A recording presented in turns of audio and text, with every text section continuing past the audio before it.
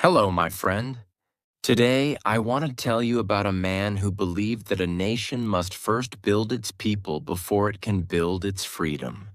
His name was Ahn Chang-ho. Many called him Dosan. He was not known for dramatic battles or explosive acts of resistance. He was known for discipline, education, and moral conviction. Ahn Chang-ho was born in 1878 in a small village in Pyongan province. Korea at that time was struggling to survive. The Joseon dynasty was weakening. Foreign powers were competing for influence. Corruption and political paralysis weakened the state from within. As a child, Ahn was serious and observant. He believed small habits revealed big truths. Once, he found money on the road and returned it to its owner. When praised, he responded, "If we ignore honesty in small matters, we lose the right to demand justice in greater ones." That sentence reflected a belief that would guide his entire life. In his teenage years, Ahn witnessed Korea's growing vulnerability. In 1894, the Donghak peasant movement erupted. Foreign troops entered Korean soil. The country's sovereignty felt fragile. Ahn began to ask himself a difficult question. Why was Korea weak? Was it because Japan was strong? Or was it because Koreans were unprepared? He concluded that weakness did not come only from external pressure. It came from internal decay. In 1902, he made a bold decision.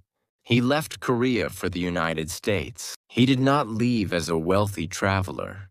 He worked as a laborer in Hawaii. He experienced hardship directly, but he also observed something carefully.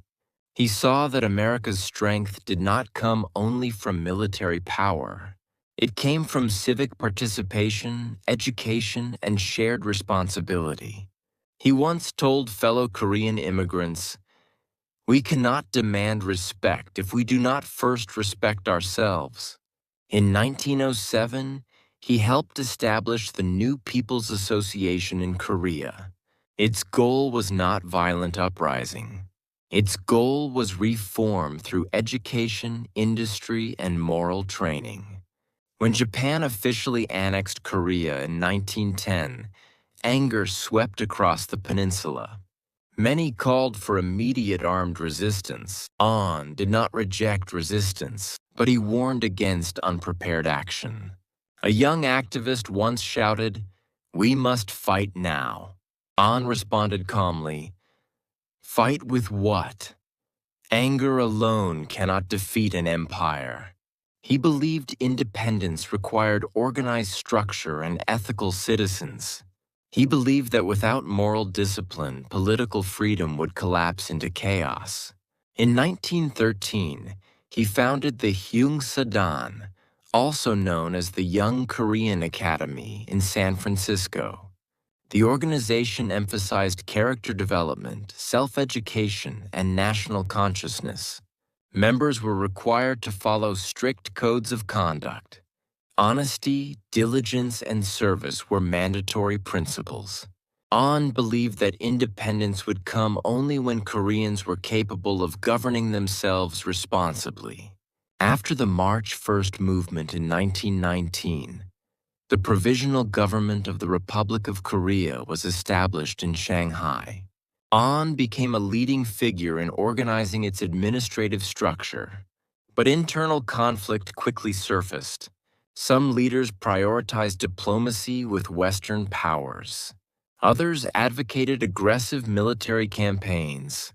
A tense meeting reportedly ended with one leader accusing another of betrayal. Ahn stood up and said, "If we fight each other more fiercely than we fight our oppressor, we have already lost." He worked tirelessly to mediate disputes. He focused on financial transparency and institutional stability. He believed legitimacy required order.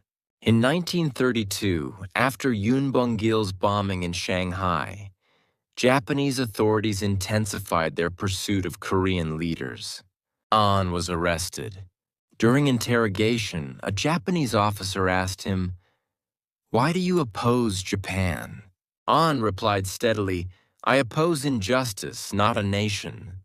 He endured harsh imprisonment. His health deteriorated.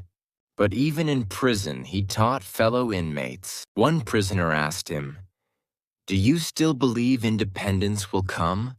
Ahn answered, "Independence is not a date. It is a process."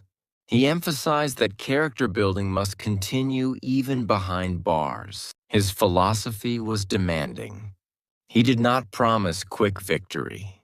He demanded patience, discipline, and moral strength. Some critics argued he was too idealistic. They said he underestimated the brutality of imperial power. But Ahn believed that violence without ethical grounding would produce a flawed nation. He once wrote, "A corrupt people cannot create a righteous state."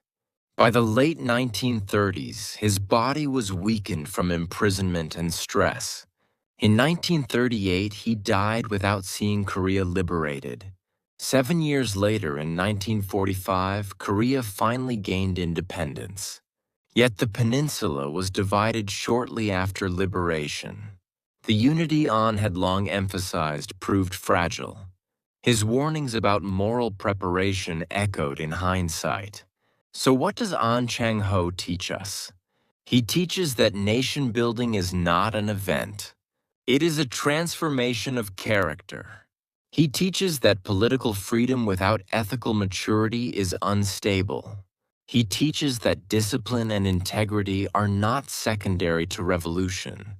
They are foundational. He did not die on a battlefield. He died believing that the work of preparing a people was more important than personal recognition. Thank you for listening. When you think about independence, think about responsibility. When you think about freedom, think about character. And remember that building a nation begins within individuals. I will see you in the next story.